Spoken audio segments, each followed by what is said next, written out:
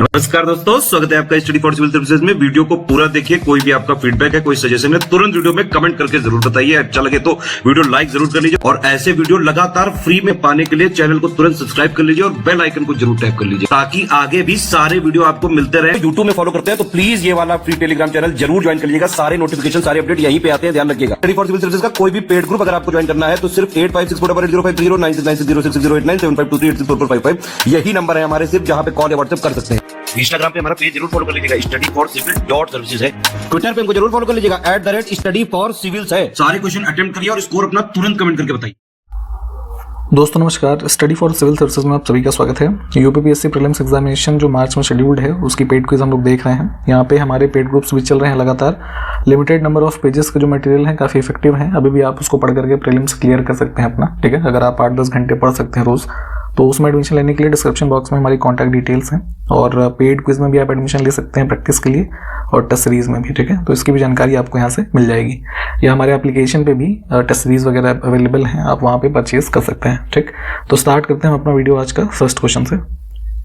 इसमें से सही विकल्प चुनना है। बहुत ध्यान से देखा करिए क्या पूछा गया है। आजकल यूपीपीएससी आयोग में ये देखा जा रहा है कि वो गलत वाला ज़्यादा पूछ रहे हैं, है ना।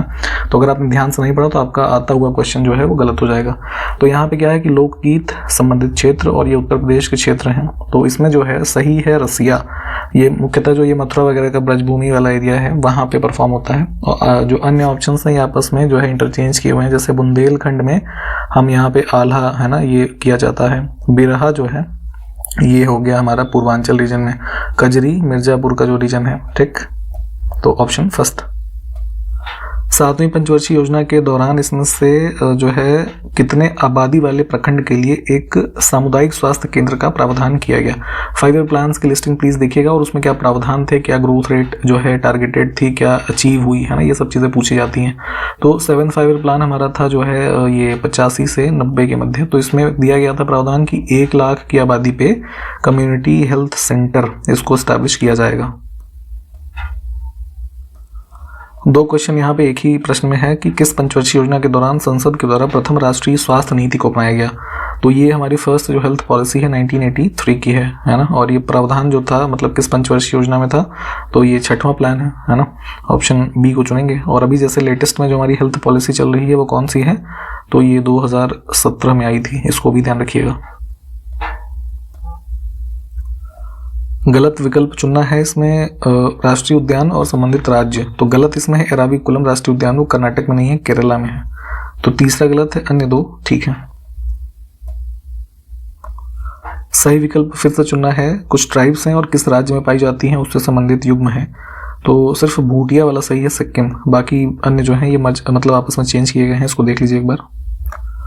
अब फिर से सही विकल्प नदी और उसकी सहायक नदी। तो महानदी की सहायक है तेल, सिर्फ ये ठीक है, यहाँ पे इसको चुनेंगे हम। सही विकल्प चुनना है पेयर है कुछ ब्रिटिश टाइम पीरियड की संधियां रीजनल शासक और ईस्ट इंडिया कंपनी के मध्य और ईयर। तो इसमें गलत है ये सालबाई की संधि 1784 नहीं 1782, मराठा और ईस्ट इंडिया कंपनी, ये गलत हो गया। तो यानी 1 और 2 सही है। किस अंतर्राष्ट्रीय संगठन का मुख्यालय जर्मनी के बर्लिन में स्थित है। तो यहाँ पे देखिए ऑप्शंस में जैसे यूनाइटेड नेशन एनवायरनमेंट प्रोग्राम ये नैरोबी में है, केन्या में। ट्रांसपेरेंसी इंटरनेशनल जो है ये जर्मनी में है। आसियान जो है ये जकार्ता में है, इंडोनेशिया। और United Nation Development Programme New York. सही विकल्प चुनना है बौद्ध संगीतियाँ जो हुई 4, इसके ईयर, लोकेशन, शासक और जो मुख्य संचालक हुए, इनके नाम प्लीज याद कर लीजिएगा, ये जरूर पूछा जाता है। प्रथम बौद्ध संगीत का आयोजन राजगृह में हुआ, ठीक है। द्वितीय बौद्ध संगीत का आयोजन वल्लभी में नहीं हुआ था, वैशाली में हुआ था, ये गलत है, ठीक है। तीसरी का पाटलिपुत्र में हुआ, ठीक है, ये भी ठीक है। और चौथी वो कहाँ पे हुई थी, कश्मीर में। तो सही कौन सा हो गया, 1 और 3। सल्तनत काल के कुछ विभाग हैं किस से संबंधित थे, है ना, किस विषय से कह लीजिए, उसके रेफरेंस में गलत देखना है। तो गलत इसमें कुछ भी नहीं है। अमीर को ही कृषि विभाग, अर्ज सैन्य और इश्तियाक पेंशन, तीनों ही ठीक हैं। गलत विकल्प देखना है। हमारे पास कुछ अनुच्छेद हैं संविधान के और क्या प्रावधान है उसमें। तो गलत है। ऑल इंडिया सर्विसेज, 3 प्रकार की सर्विसेज हैं, IAS, IPS और IFS, इंडियन फॉरेस्ट सर्विस। तो ये बताई गई है कहाँ पे, आर्टिकल 312 में, है ना। तो 324 गलत है। 324 में क्या है, इलेक्शन कमीशन ऑफ इंडिया के बारे में कहा गया है। अन्य विकल्प ठीक है, इनको देख लीजिए। उत्तर प्रदेश के मैप से संबंधित एक क्वेश्चन है, इसको मैप पे देख भी लीजिएगा, गलत विकल्प देखना है। उत्तर प्रदेश का सबसे उत्तरी जिला जो लिखा है ना, श्रावस्ती, ये गलत है। सबसे उत्तरी जिला है हमारा सहारनपुर, ठीक है। बाकी ये भी ठीक है, जो 3 हैं इसको देखिए। चिपको आंदोलन मूल रूप से किसके खिलाफ था? तो चिपको मूवमेंट चला था अराउंड 1973 उत्तराखंड के चमोली डिस्ट्रिक्ट के आसपास। तो यहाँ पे वनों की कटाई को रोकना मुख्य उद्देश्य था। पेड़ों से चिपक करके लोगों ने इसका विरोध किया और सुंदरलाल बहुगुणा, है ना, इसके लीडर के रूप में जाने जाते हैं। इनका नाम ध्यान रखिएगा। 2011 के सेंसस के अनुसार किस राज्य में बाल लिंगानुपात सबसे अधिक है? ध्यान देने वाली बात यह है कि इन विकल्पों के ऑप्शन में बताना है। तो जो हमारा डेटा है 2011 वाला ही अभी भी वही पूछा जाएगा, क्योंकि नया सेंसस हुआ नहीं है। तो इसमें देखिए हुआ क्या था कि टॉप पे था अरुणाचल प्रदेश, ठीक है। इसमें चाइल्ड सेक्स रेशियो जो 0 से 6 वर्ष के आयु के बच्चों के बीच में 1000 मेल फीमेल के उसमें नापते हैं ना। तो अरुणाचल फर्स्ट पे था, ठीक है। सेकंड पे था इसमें ये मिजोरम और मेघालय दोनों थे, ठीक है। और थर्ड पे था छत्तीसगढ़, इसमें था अराउंड 969। तो जो है ऑप्शन फर्स्ट। थोड़ा सेंसस के डेटा वही जब एग्जाम में 10-15 दिन बचेगा तब देखिएगा, अदरवाइज पहले भूल जाते हैं फिर। इसमें से किस वर्ष में असंगठित श्रमिक सामाजिक सुधार अधिनियम इसको पारित किया गया था? Unorganised workers social security act, ये बना था 2008 में। इसमें से कौन भारत के उपराष्ट्रपति का चुनाव करता है? तो वाइस प्रेसिडेंट के इलेक्शन में सिर्फ संसद के मेंबर भाग लेते हैं, लोकसभा और राज्यसभा के सभी सदस्य, है ना, निर्वाचित तथा जो ये मनोनीत होते हैं, ठीक है।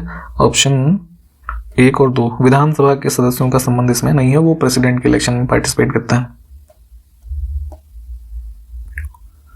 ग्रासलैंड से क्वेश्चन पूछा जाता है, अक्सर हर साल पूछ लेते हैं, इसको भी देखिएगा, मैप पे पहले लोकेट कीजिएगा। 2 प्रकार के ग्रासलैंड मुख्य रूप से पूछे जाते हैं, ट्रॉपिकल और टेम्परेट, है ना। तो ट्रॉपिकल में जैसे सवाना, कैंपोज और लानोज, तो इसमें सवाना जो है ये इसमें आ जाएगा हमारा। ट्रॉपिकल में तो यही स्कॉर्ड हो गया, पम्पास, वेल्ड, डाउन, है ना, प्रेरी, स्टेपी, ये सब जो है हमारा टेम्परेट के एग्जाम्पल होता है। और ये देखिएगा कि हाँ किस उसमें कॉन्टिनेंट में किस देश में संबंधित है, ये भी पूछा जाता है। मैप पे देख लीजिए एक बार।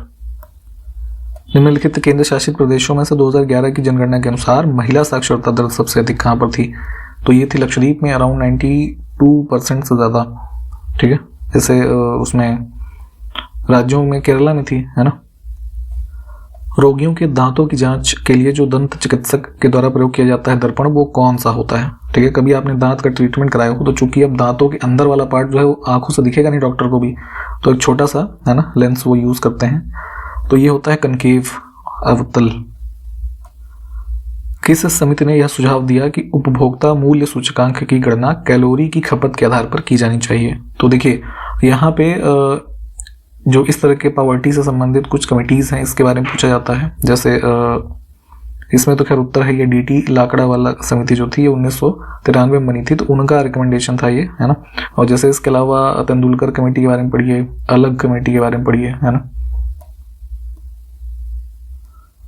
भारतीय कृषि अनुसंधान संस्थान और राष्ट्रीय कृषि विपणन संस्थान, 2 इंस्टीट्यूशंस के बारे में पूछा गया है, कहाँ पर स्थित है ये? तो ये है कृषि वाला दिल्ली में है ना, और दूसरा राजस्थान जयपुर में। फर्स्ट विकल्प ही ठीक है। 2 क्वेश्चन इसमें फिर से हैं। किस पंचवर्षीय योजना के दौरान सामुदायिक स्वास्थ्य कर्मचारी योजना शुरू की गई? तो ये 5th प्लान में स्टार्ट थी और लागू जो है ना, कब से हुई? तो ये 1977।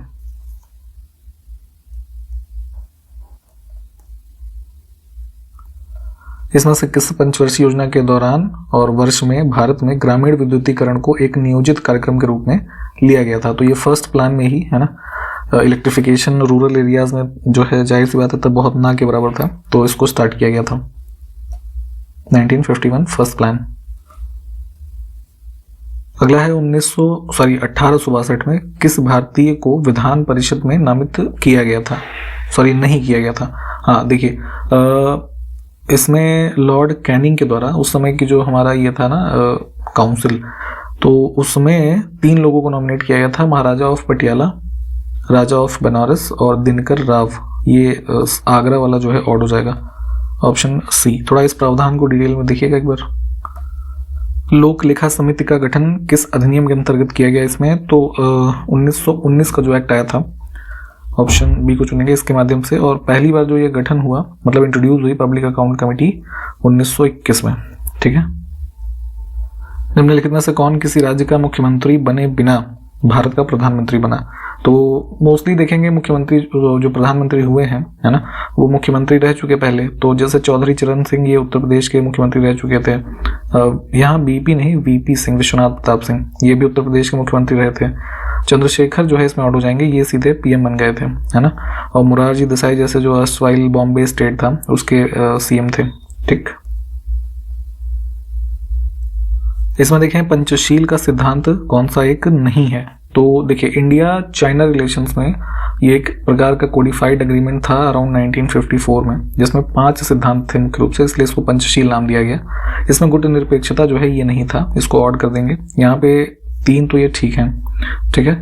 इसके अलावा जैसे इसमें एक इक्वालिटी एंड म्यूचुअल बेनिफिट, है ना, एक ये था, तो 4 ये हो गए। और 5वां जो है म्यूचुअल नॉन एग्रेशन, है ना, एक ये था। तो थोड़ा इसको एक बार रिवाइज कर लीजिएगा।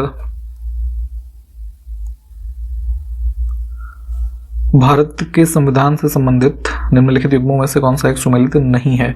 कुछ विषय हैं जो 3 प्रकार की हमारी अनुसूचियां हैं, है ना, उसमें शामिल होते हैं अलग अलग विषय। तो उसमें से कौन सा सुमेलित नहीं है? तो जैसे विद्युत यानी जो इलेक्ट्रिसिटी है, स्टेट लिस्ट में नहीं, ये कॉन्करेंट लिस्ट में है। ठीक है।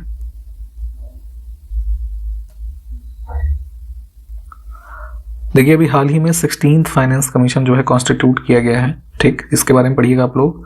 प्रावधान ये है अनुच्छेद 280 में कि जो वित्त आयोग बनता है ना, तो करों के मुख्य रूप से आवंटन, है ना, के रूप में जो रिकमेंडेशन देते हैं, तो रिकमेंडेशन किसको देते हैं? प्रेसिडेंट को, ये ध्यान रखना है पहले तो। ठीक है। तो वही क्वेश्चन है कि कौन वित्त आयोग की प्रत्येक अनुशंसा को संसद के सदन में रखने के लिए बाध्य कर सकता है?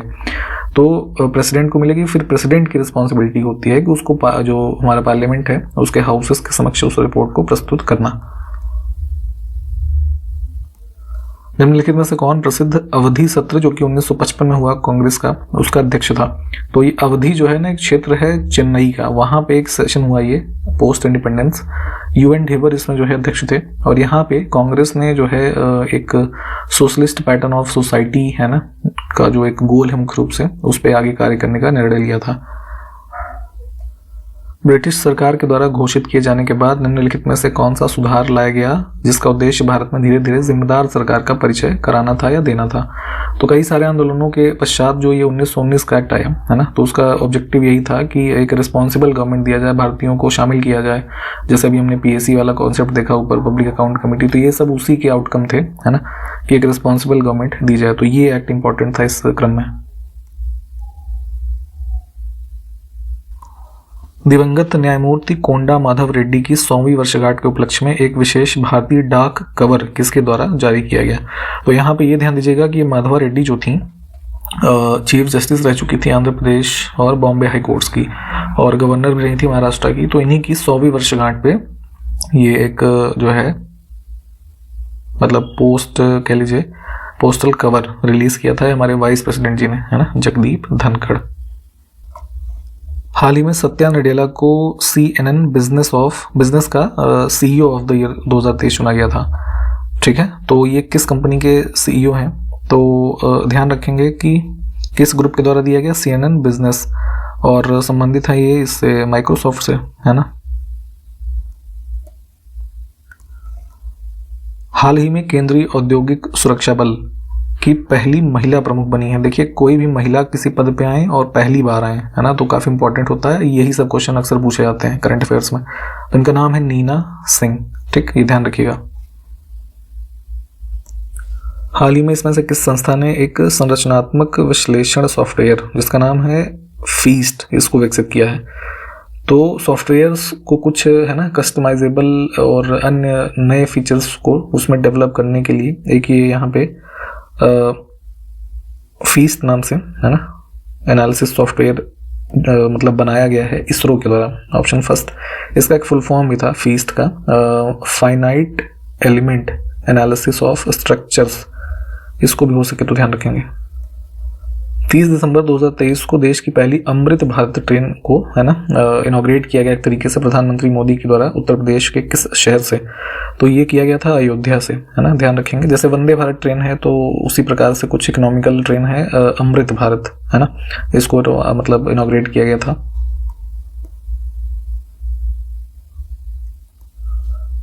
अयोध्या जंक्शन का नाम भी रीनेम किया गया था, तो क्या नाम रखा गया है? अयोध्या धाम जंक्शन, ठीक है।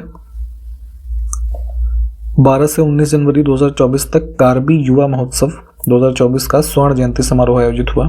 तो ये स्टेट बताना है, तो कार्बी एंगलोंग डिस्ट्रिक्ट है इसका, असम का, है ना, यहाँ पे हुआ। किस द्वीप में स्पर्म वेल के लिए विश्व का पहला समुद्री संरक्षित क्षेत्र अभी बनाया जा रहा है? तो ये जो है एक छोटा आइलैंड है डोमिनिका, है ना, यहाँ पे जो हमारा एक कह लीजिए विश्व का सबसे पहला ऐसा लार्जेस्ट प्रोटेक्टेड एरिया, ये जो हमारी वेल होती है तो उसकी एक प्रजाति है स्पर्म वेल, उसके लिए बनाया जा रहा है ना। इसको जरा मैप पे लोकेट कीजिए और ये बताइए कि डोमिनिका किस कॉन्टिनेंट में है, ये हमको जरा कमेंट करके बताइए आप लोग। हाल ही में किस देश ने एक एडवांस्ड रॉकेट सिस्टम जिसका नाम है फतह 2, है ना, इसका सफल परीक्षण किया है? तो ये पड़ोसियों ने किया था, पाकिस्तान ने, ऑप्शन फर्स्ट। हाल ही में रिलायंस जियो ने भारत जीपीटी लॉन्च करने के लिए किस संस्थान के साथ साझेदारी की है? तो जैसे चैट जीपीटी जो एआई संचालित एक टूल है, इसके बारे में आपने सुना या पढ़ा होगा, तो जो है उसी तर्ज पे कुछ भारत, है ना, जीपीटी नाम से एआई टूल, ये जियो और ये आईआईटी बॉम्बे इनके मध्य जो है इसमें एक हुआ है, मतलब कह सकते हैं पार्टनरशिप, और ये इसको डेवलप करेंगे। किस केंद्रीय मंत्री ने चेन्नई में छठे खेलो इंडिया यूथ गेम्स 2023 के शुभंकर वीरा मंगाई वेलु नाचियार इसको लॉन्च किया? तो ये ध्यान दीजिएगा कि छठे यूथ गेम्स जो है चेन्नई मतलब तमिलनाडु के 4 शहरों में आयोजित हुए, ठीक है। और इसका जो ये शुभंकर था इसको इनॉग्रेट किया था हमारे जो खेल मिनिस्टर हैं, ये अनुराग ठाकुर, इन्होंने। भारत के 75वें गणतंत्र दिवस समारोह के मुख्य अतिथि, तो ये भी हाल ही में कंक्लूड हुआ और ये थे इमैनुअल मैक्रों, फ्रांस के राष्ट्रपति, ठीक। हाल ही में किस राज्य की सरकार ने राजीव गांधी स्वरोजगार स्टार्टअप योजना का पहला चरण लॉन्च किया है? तो एक सेल्फ एम्प्लॉयमेंट स्टार्टअप स्कीम है, इसको स्टार्ट किया गया हिमाचल प्रदेश में, फेज जो पहला है। हाल ही में विश्व स्वास्थ्य संगठन ने कोरोना जो कोविड-19 डिजीज थी, ठीक, तो इसके एक नए वेरिएंट जो उसका नाम ही बताना है, तो उसको वेरिएंट ऑफ इंटरेस्ट इसके तौर पर वर्गीकृत किया था। तो चर्चाओं में रहा था ये जो है वही दिसंबर के महीने में JN.1 ये एक वेरिएंट था, है ना। तो वर्गीकृत किस नाम से किया गया है ध्यान रखेंगे कि मतलब ये उस समय चर्चाओं में रहा था, तो वेरिएंट ऑफ इंटरेस्ट नाम दिया गया इसे, ऑप्शन फर्स्ट, ठीक है। तो यहाँ पे ये वीडियो हमने कंप्लीट किया है, सारे क्वेश्चंस देखें, जो पूछे गए उसको कमेंट करके बताइएगा। कंटिन्यू करेंगे अगले वीडियो में, तब तक के लिए नमस्कार, जय हिंद।